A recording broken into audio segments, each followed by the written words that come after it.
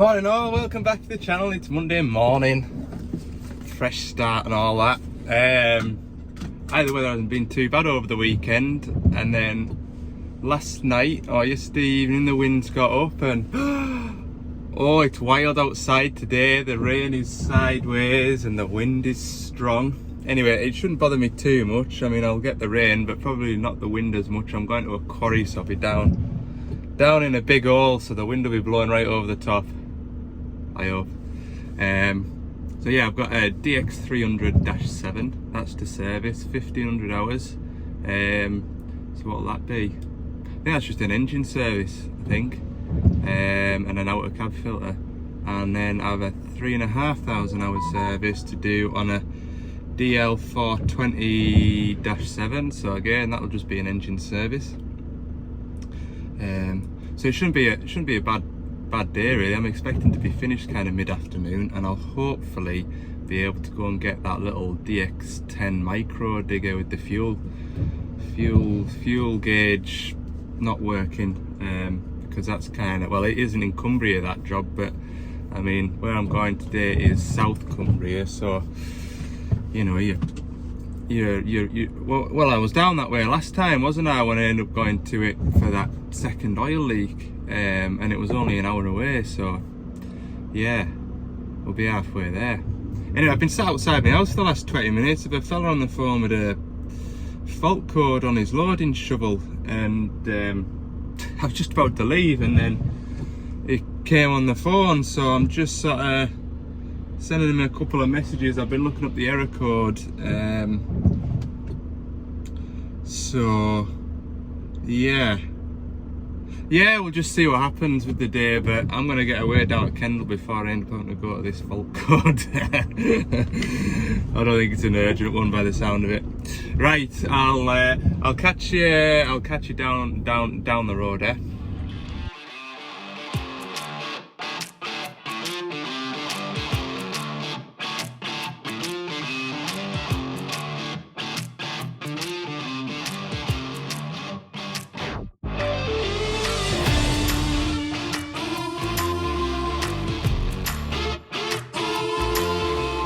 Right, I've arrived at my quarry, and where there's been down in this big hole, there's not a breath of wind, which is perfect. It is still raining, but it is what it is. 30 tonne is parked up, so I'll get it serviced first. The 420 is up the yard, they're loading wagons, so I'll not interrupt him just yet. And to be fair, by the time I've serviced this, it's probably not going to be far off lunchtime, so he can have his lunch and I can drop some oil on this shovel. While I was on my way down here, the owner of that 160 high track that I was at on Friday phoned to say that this error code had come back on NOx conversion efficiency still not right. So it doesn't look like I've got that issue solved. Now, over the weekend there was a comment from a fella called Andrew Gall, and that's the beauty of these YouTube videos is, you know, people have their own experiences with things, and he kind of explained to me and also gave a mathematical equation as well as to how to work out the NOx conversion efficiency. So he was suggesting perhaps that the upstream sensor, so the sensor that reads the emissions straight out the engine, wasn't reading correctly, and obviously that determines how much AdBlue is being dosed into the SCR, which then determines how the emissions are being treated, which was an absolutely perfectly fair comment, and to be honest with you, I learnt a lot from that comment. So I've got it to go back to. I have taken the precaution and ordered an upstream sensor. If I use it, I use it. I don't, and it's not the end of the world. We'll go back with fresh eyes, and to be honest with you, I'll probably try the upstream sensor to see if it's reading a higher emissions than the original sensor. The only other possibility could be a AdBlue injector not spraying correctly, or the SCR is poisoned or damaged and isn't treating the emissions correctly. But I'm inclined to, with the machine at that age, with that hours, I'm inclined to think that it's more of a sensor issue. So we'll go back and have a look at that. So yeah, hopefully in these videos you'll see that I know what I know and I don't know what I don't know, and it's all just experience, you know. And if this sensor cures this problem, then that is experience gained, and in the future if I get the same failure code come on, then I know sort of where to start. Obviously I was following that troubleshooting guide. Was the downstream NOx sensor reading a higher value than the upstream sensor? Yes it was, so I replaced it. So yeah, we'll do a bit more chat about that tomorrow when I go back to see it, which will obviously be in Wednesday's video. But for the time being, I'm gonna do what I do best and drop some oil, spin some filters, and get these big machines up and running. So DX300-7, first things first, we'll get these hubs lined up. That one there, no. Where's the level at? There's one there. One should be there. So we're a quarter turn on that side. I'll have a look at this side. One, 2, 3. We'll get these lined up, and while I'm doing that the engine oil will get warmed up too, unless it's already been running this morning. Oh, we'll find out. It looks like the engine has been on this morning, and you can see it is 1 hour off its 1500 hour service. Right, we'll get this fired up, get these tracks lined up, and then I'll be able to pull my van a bit closer.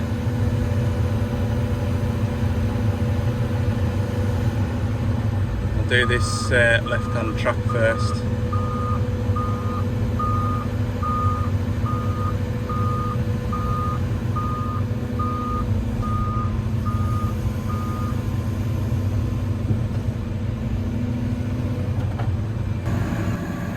Right, that's us set up. I'll bring my van down and I'll park it somewhere on here. Then I'm handy for the filter doors. The state of this van's not good at the minute. Like, if you didn't already know, the yard that I work out of, Rickaby's, they do a spring show. So there's sort of back end of February, all these marquee builders come and they put tents up, and you can imagine all the sort of equipment that's going to be on show gets a good wash off. So every time I've got to go and wash the van, or I've had time to go and wash the van, the wash area has just been ram-packed full of new gear, just getting a rinse off before it gets put into the show stands. So yeah, I'm getting a bit behind on my washing regime with the van. Going to be a big job to do when I do get chance. Yeah, that show is on from the, I think it's the 8th and the 9th of March, and they give us a little bit of show space as well, so we put a couple of diggers in there.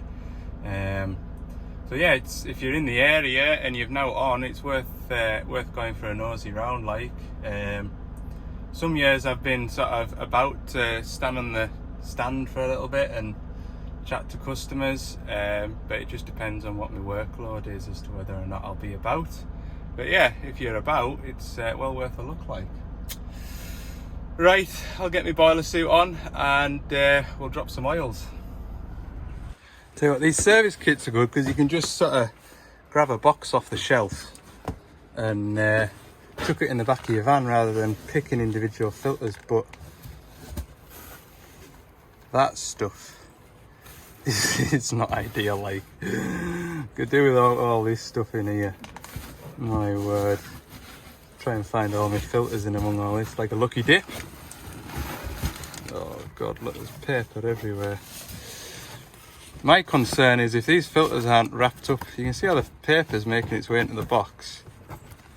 These filters don't have like a plastic cover on inside the box. There's a small chance you'll get paper inside your new filters, look. Anyway, we'll see if there's any freebies in here for the driver. We've got another fuel filter. No cup. Let's have a look. Maybe isn't, look.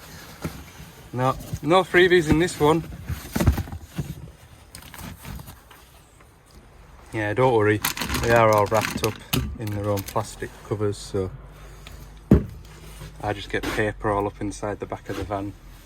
Right, anyway, I'll drop some oils first. That's always the first thing to do, and then we'll start getting some filters changed. So I've dropped the final drive out of this side. Obviously the final drives on these bigger machines hold more than 5 litres, so I've just used both drums, and then I've left the other side to drain out. Engine oil wise, I think it's about 38 litres or so that this one will take. It's a Doosan engine in this. I do get questions quite regularly asking what engines are in the machines. For the most part now, everything's a Doosan engine until you get to, can't remember whether it's the 340 or they call it a 350 now, digger, or whether it's a 380 that starts running Scania engines in it. But yeah, this one's got a Doosan, it's a 6-cylinder DL08 engine. So for the most part now everything's Doosan, apart from the 420 shovels upwards, they're still running Scania. So I'm just waiting for this engine oil to fill this drum, and then I'll swap it into that one, and that should take the rest of it, hopefully. We'll find out. That's this drum full. With a bit of luck, the rest of the engine oil will go into that empty 20 with a bit of luck. Obviously I've got a travel motor in here, so that's about 7 or 8 litres. It might be quite tight like, so I better keep an eye on it. I don't want to make a mess. Right, it was still coming out thick and fast, and that one was filling up, so I've quickly grabbed my gear oil drum and topped off the oil pump. That's brim full now. Managed to get another empty under there. I've spilt a bit, but that was when I was swapping it over. Never mind, I can leave that now and get on with changing these filters. So just got the pilot filter cracked off. Get this one changed out.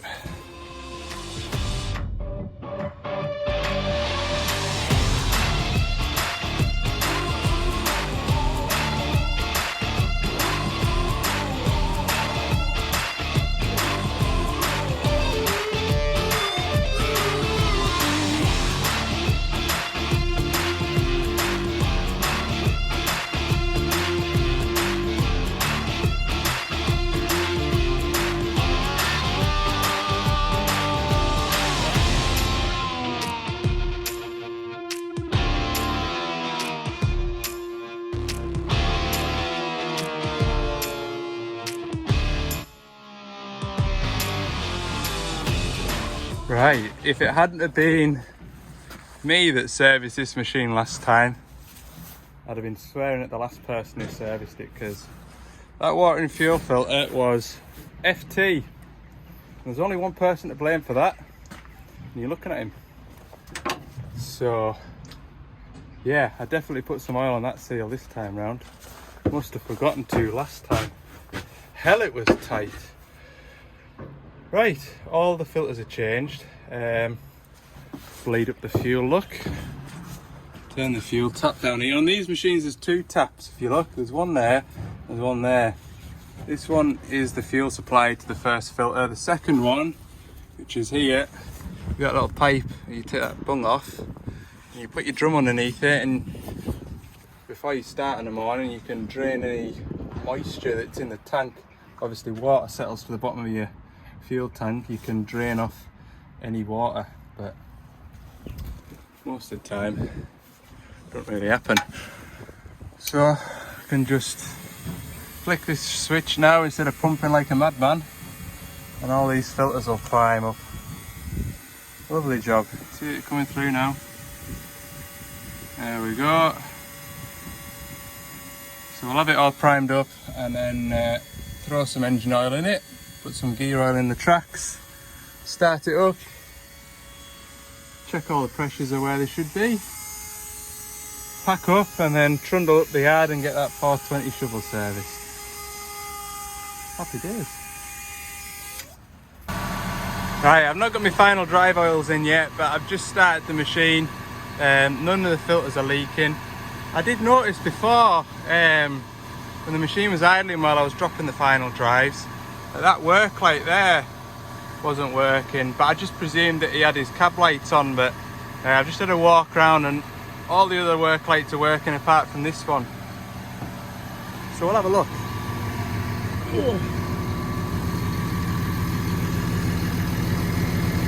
That's the plug to it there. Have a look, I can get in it with one hand. Come on. Hold on a minute, I'll put you down.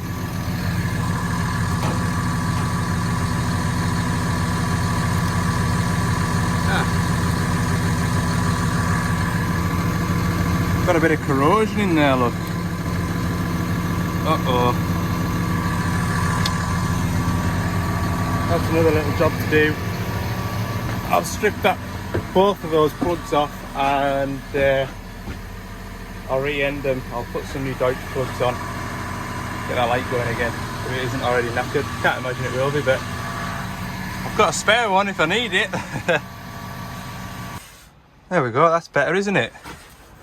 You do wonder, if it never rained in the UK, how many electrical faults you would actually have. I wonder if places like Saudi Arabia have electrical faults, or whether it's just maybe dryness can cause it as well. But anyway, that was definitely water ingress. Right at the pin on that plug. Right, I'll check my engine oil level after she's been running. See if we don't need to top it up any. Chuck some gear oil in, pack up and trundle up behind that big heap of stone over there. So everything's going well and everything's going to plan. It's just after 11:30. I'll trundle up the quarry and get the 420 done. And yeah, I can't remember if I said at the start of the video, but I reckon I'll be done by 2. So that should leave us enough time to nip down to that DX10 and get that job squared away too. Productive little day, hopefully. Right, just the 500-hour service on this one. Oh, where's that come from? Up there, I would imagine. Pop that back on. Still in one piece. Yeah, just a 500-hour service. It's just an engine service and the brake pilot filter, which is nice and easy to get at just here. And I think there's a cab filter as well, just on the exterior cab filter, so shouldn't take long. Obviously, first things first, drop some engine oil. So that's best part of 46 or so litres drained out. While that was draining, I've pulled the old engine oil filter. Made a right mess there, look. Pulled the old engine oil filter out, putting a new one back in. Screw this filter head down. Yeah, this is the Scania DC13 engine, 6-cylinder Scania, straight 6, not a V8 or anything exciting like that. So I'm gonna grab a rag and tidy up the mess I've just bloomin' made. I don't know. Okay, around this side we've got 2 fuel filters which are nice and easy to replace. Just draining the water and fuel filter off, and then I'll replace this primary filter. Yeah, not too much more to say. Well, nothing that I haven't already said. They're nice and easy to change, nice and easy to bleed up. The only thing that could be improved is having one of those nice little electric lift pumps and just whiz it up, but yeah, definitely a big improvement on the previous models.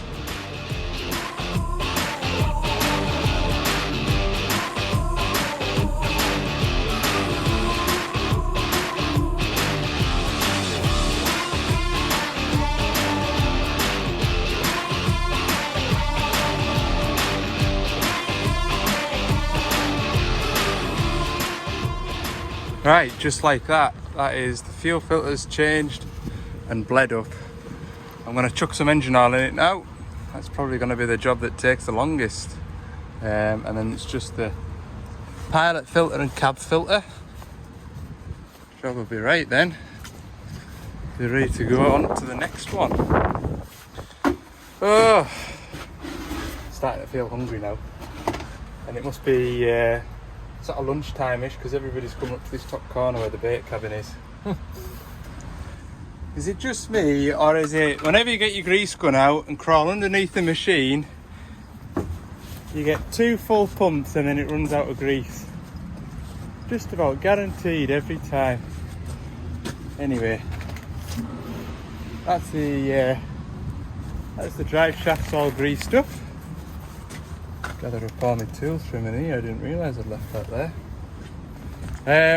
Yeah, I've just got this cab filter to do, and then we'll strike it up and hopefully it'll fire up straight away. Get this one out. The job will be a good one. Right, lunch has been had, and the time is 10 to 2. So we're doing all right. We're doing all right. Yeah, I'll head down to this DX10 now, which will be an hour from here. Do the fuel gauge fault, and that'll be the day put in. Monday completed. No dramas. Yeah. Right, I'll see you down there, eh? So I've made it down to me DX10 with the faulty fuel gauge. Doing nothing. So I get to take all this dash cover off, which is annoying, but it is what it is. Yeah, it's about a 20-minute job, but it's about 10 minutes long enough to do this. So I'll get this cover off and I'll show you what's behind here. Right, a short time later, and that's the old one. They have to be the fiddliest things to get out. So that sits into the faceplate there, and then you've got this bit here which goes on like this, something like that, and then you've got 3 bolts that hold that tight to the frame, and then 3 nuts, sorry, that hold it tight, and then you've got 3 more nuts to screw onto there. Now when you fit in these, it comes with a warning: do not touch this terminal here with the live wire here, because it'll knacker the gauge.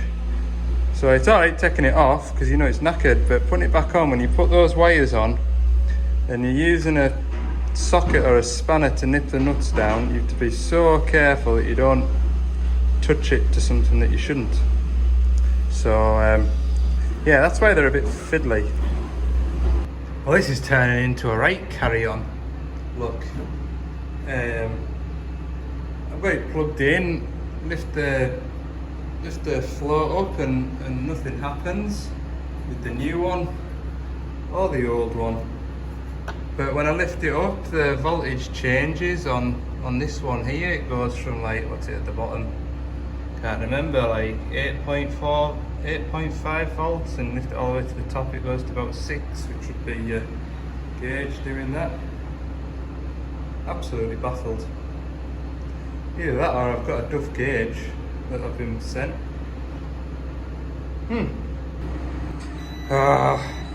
Right. Floating the tank's definitely working, and so is this brand new one that I brought just in case. Yeah, my voltage is here, that one there, which will make the gauge kind of go. That's getting a different voltage as you raise the float up and down, but there's nothing happening on here. Absolute joke.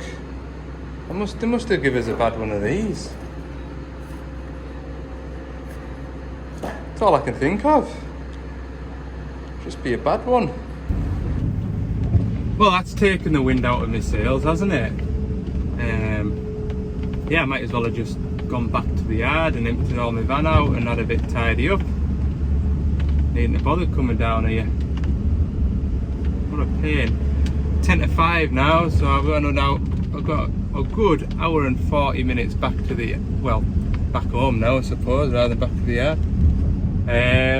Yeah, I double checked my wiring again, and sure enough, when I lift the float, the voltage changes. Just that gauge isn't doing what it should. And I didn't touch that pole that I was showing you, I was nowhere near that with the live. Yeah, I don't know what to make of it. All I can think of is it's a new gauge, but it's faulty. So I'll get another one and I'll put it on my van, and next time I'm down this way I'll call in for it, but hopefully by then it's finished that job down there and it'll be back up somewhere reasonable. So yeah, right, I won't dwell on it. I'll head home now and edit this video, and we'll see you in the morning for another day of it. Thanks for watching. See you on the next one.